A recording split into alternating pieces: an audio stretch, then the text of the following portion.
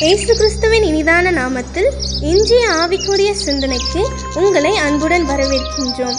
இப்போதும் ஒரு பாடலுக்கு பின்பு உங்கள் சிந்தையை தெளிவிக்கும் ஆவிக்குரிய செய்தியை கேட்கலாம். மாறிடாய மானேசரே, மாறாதவர் அன்பென் நாளுமே, கல்வாரி சிலுவை மீதிலே காணுதே மாண்பிதே, இயேசுவின் மகா அன்பிதே, அதன் நாடம் அறியலாகுமோ, இதற்கிணை ஏதும் வேறில்லையே, இணை ஏதும் வேறில்லையே. ஆண்டவர் இரட்சகராகிய இயேசுவின் இனிதான நாமத்தினால் உங்களை வாழ்த்துகிறேன். இந்த நாள் நம்முடைய ஆவிக்குரிய சிந்தனைக்காக யோவான் எழுதின சுவிசேஷம் 4ஆம் அதிகாரம் 28, 29 வசனங்களை நான் வாசிக்கிறேன். அப்பொழுது அந்த ஸ்திரீ தன் குடத்தை வைத்துவிட்டு ஊருக்குள்ளே போய் ஜனங்களை நோக்கி, நான் செய்த எல்லாவற்றையும் ஒரு மனுஷன் எனக்கு சொன்னார், அவரை வந்து பாருங்கள், அவர் கிறிஸ்துதானோ என்றார். எப்பொழுது? சமாரியா நாட்டினுடைய இயேசு போகிற நேரம் அது. அவர் ஒரு கிணற்றண்டை போட்கார்கிறார். மத்தியான நேரமாக இருக்கிறது. ஒரு பெண் அங்கே தண்ணீர் எடுக்க வருகிறாள். அந்த தண்ணீரை முன்று எடுத்து போக அந்த பெண்ணிடம் கேட்கிறார், எனக்கு கொஞ்சம் தாகத்துக்கு தா. அப்பொழுது அந்த ஸ்திரீ இயேசுவை பார்த்து சொல்லுகிறார், நீர் யூதனா இருக்கிறீர், நான் சமாரியா ஸ்திரீ, எப்படி நீங்கள் எங்களிடத்தில் தண்ணீர் வாங்கி குடிக்க முடியும் என்று சொல்லும் பொழுது அவளுடைய காரியத்தை அத்தனை வெளிப்படுத்துகிறார். உன் வாழ்க்கை எப்படி இருக்கிறது, உன்னுடைய சூழல் எப்படி இருக்கிறது, எல்லாவற்றையும் வரிசையாக சொல்லும் பொழுது அவள் பிரமித்து போகிறார். இன்னும் அநேக காரியங்களை, ஆவிக்குரிய காரியங்களையும் சொல்லும் பொழுது அப்படியே பிரமித்து நின்று விடுகிறாள். அவருடைய வாழ்க்கையை பார்க்கும் பொழுது தாறுமாறான ஒரு வாழ்க்கை, ஒரு நிம்மதி இல்லாத, சமாதானம் இல்லாத, ஒரு சந்தோஷம் இல்லாத ஒரு வாழ்க்கை தான் அந்த பெண்ணுடைய வாழ்க்கை. ஆனால் இயேசுடைய சந்திப்பு அவளை மாற்றுகிறது. இயேசுடைய காரியங்கள் எல்லாவற்றையும் சொல்லி அவளுடைய வாழ்க்கையை எல்லாவற்றையும் ஒழுங்குபடுத்துகிறார். அடுத்து என்ன நடக்கிறது? ஊருக்குள்ளே ஓடி போகிறார். தன்னுடைய குடத்தை வைத்து ஓடி போய், ஒருத்தரை நான் பார்த்தேன், அவர் என்னக்குரிய காரியங்கள் எல்லாவற்றையும் அப்படியே சொல்லிவிட்டார், வந்து பாருங்கள், அவர் கிறிஸ்து தானோ, அவர்தான் மேசியா, அவர்தான் இயேசு கிறிஸ்து என்பதை அறிந்து கொள்கிறார். மற்றவரும் அறிந்து கொள்ளும்படியே செய்கிறார். இவ்வளவு பெரிய பாக்கியம். அநேக நேரம் நாம் முழுவதுமாய் ஆண்டோடைய வல்லமை அறியாமல், முழுவதும் ஆண்டோடைய கிரியைகளை புரிந்து கொள்ளாமல் தான் வாழ்ந்து கொண்டிருக்கிறோம். கர்த்தரால் இதை செய்ய முடியுமா என்றால் சில நேரம் நமக்கு விசுவாசம் இல்லாமல் போய்விடுகிறது. ஆனால் அந்த பாருங்கள், இயேசுவை சரியாக அவள் அறிந்து கொள்ளும் பொழுது வாழ்க்கை முழுவதுமாய் மாறுகிறது. ஆனால் அதற்கு முன்பாக யாரோ ஒரு அந்நிய மனுஷனாகத்தான் பார்க்கிறாள், அல்லது அந்நிய மனுஷனை போலதான் இயேசுவும் அவர்களுக்கு தெரிந்தார்.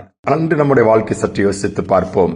வாழ்க்கையில எந்த பிரச்சனையானாலும் சரி, எந்த போராட்டமானாலும் சரி, எந்த கஷ்டமானாலும் சரி, அதை சரி பண்ண அல்லது சரீர பலவீனமானாலும் அதை மாற்ற நம்முடைய இயேசுவால் முடியும். ஏனென்றால் அவர் சர்வ வல்லவர். அதுதான் வேதம் சொல்லுகிறது. ஏற்கனவே நான் சொல்லியிருப்பேன் நினைக்கிறேன். குறிப்பிட்ட ஒரு வாலிபன் தன்னுடைய வாகனத்திலே, காரிலே போய் கொண்டிருக்கும் பொழுது அந்த வாகனம் பழுதுபட்டு நின்று விடுகிறது. இவன் எல்லாவற்றையும் முயற்சி எடுத்து பல முறை அந்த காரை ஸ்டார்ட் பண்ணி பார்க்கிறான். ஸ்டார்ட் ஆகவில்லை. பேத்து போய் அப்படியே நின்று கொண்டிருக்கிறான். முயற்சி எடுத்துக்கொண்டும் என்ன செய்வதென்று தெரியவில்லை. அந்த வழியாக ஒரு வயதான மனிதன் நடந்து வருகிறார். வாக்கிங் போறவர் நடந்து வந்து அருகில் நின்று, தம்பி நான் உனக்கு ஏதாவது இந்த ஹெல்ப் பண்ணட்டுமா, அந்த வண்டியை நான் கொஞ்சம் ஸ்டார்ட் பண்ணி கொடுக்கட்டான். அவன் பார்த்தான், வயதான மனிதனா இருக்கிறார், இவர் எப்படி எனக்கு உதவி செய்ய முடியும், இவருக்கு என்ன தெரியும், நானே இவ்வளவு நேரம் முயற்சி எடுத்தேன், இந்த கார் ஸ்டார்ட் ஆகவில்லை, இவர் என்ன பண்ண போகிறார் என்று சொல்லி அற்பமாய் பார்த்துவிட்டு இவன் சரியான பதிலும் சொல்லவில்லை. மீண்டுமாய் அவன் தன்னுடைய முயற்சியின் மூலமாய் அந்த காரை இயக்குவதற்கு எல்லாவற்றையும் செய்து கொண்டிருந்தான். இவர் போய்விட்டார். போய் வாக்கிங்லாம் முடித்து விட்டு திரும்பி வருகிறார். திரும்பி வரும்போது அந்த கார் அதிலே நிற்கிறது. அவனும் டயர்டாக போய் நிற்கிறான். அவன் திருப்பி அந்த மனிதன் கேட்கிறார், தம்பி நான் இப்போ மாதிரி ட்ரை பண்ணட்டுமா கொஞ்சம், நீ இது பண்ணும்போது அந்த வாலிபன் சொல்லுகிறான், சரி இந்த பெரிய மனுஷன் ஏதோ கேட்கிறார், என்னத்தையா பண்ணுங்க பாப்பமன்னு சொல்லி பார்த்தாரு. இவன் நேரா அந்த பேனட்டை திறந்து உள்ள சில காரியங்களை பார்த்துட்டு சரி பண்ணிட்டு இப்ப ஸ்டார்ட் பண்ணுப்பா அப்படிங்கிறாரு. அவன் ஸ்டார்ட் பண்ண, வண்டி ஸ்டார்ட் ஆயிடுச்சு. ஆச்சரியமா இருந்தது. என்னங்க பண்ணுனீங்க, வயதான நீங்க, உங்களுக்கு இப்படி தெரியுத வைக்கன்னு சொல்லி கொஞ்சம் ஆச்சரியமாய் காரியங்களை கேட்டான்.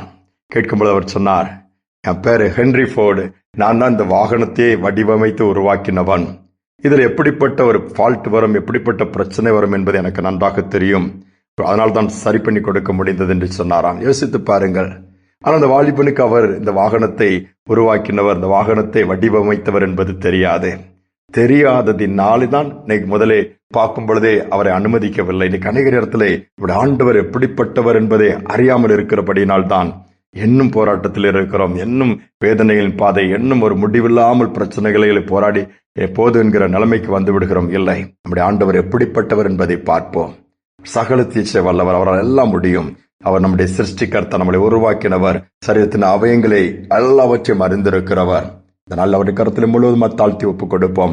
வாழ்க்கை முழுவதும் அவர் அறிந்திருக்கிறபடியினால், முன்குறித்திருக்கிறபடியினால், திட்டமிட்டிருக்கிறபடியினால், காரியங்களை நிர்ணயித்திருக்கிறபடினாலே நேர்த்தியா நடத்துவார். ஜெபிப்போம். அன்பின் தகப்பனே, இந்த நல்ல நாளுக்காக, நேரத்திற்காக நன்றி செலுத்துகிறோம். இதனால் நம்முடைய பாதத்தில் எங்களை தாழ்த்தி ஒப்புக் கொடுக்கிறோம். அப்பா, இம்மட்டுமா நடத்தினீர், நீர் இனிமேலும் நடத்த வல்லவராய் இருக்கிறீர். அப்பா, ஒரு சமாரிய ஸ்திரீ உம்மிடத்தில் வரும்பொழுது வாழ்க்கையே மாறுகிறது.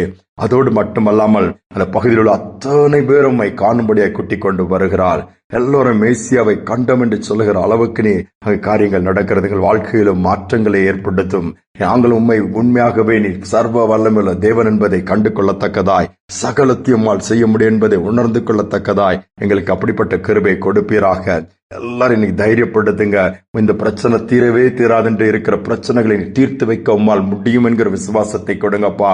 ஒவ்வொரு குடும்பங்களிலும் போராடி தோய்ந்து போய், சோர்ந்து போய், உடாய்த்து போய், நீ அவ்வளவுதான் என்று சொல்லி போட்டுட்டு உட்கார்ந்து இருக்கிற பிள்ளைகளை தட்டி கொடுத்து, தைரியம் கொடுத்து, பலப்படுத்தி, தூக்கி நிறுத்தி அந்த காரியங்களை ஜெயமாய் மாற்றி கொடுங்க. நெடுங்காலமாய் காத்திருக்கிற காரியங்கள் முடிவுக்கு வரட்டும் அப்பா. நன்மை உண்டாகட்டும். ஜெயத்தை கட்டளையிடுவீராக. துதிகனமை ஏற்றுக்கொள்ளும் இயேசுவின் நாமத்தில் வேண்டிக் கொள்கிற நல்ல பிதாவே, ஆமேன், ஆமேன். ஆண்டவரால் எல்லாம் கூடும். அவர் நடத்துவார்.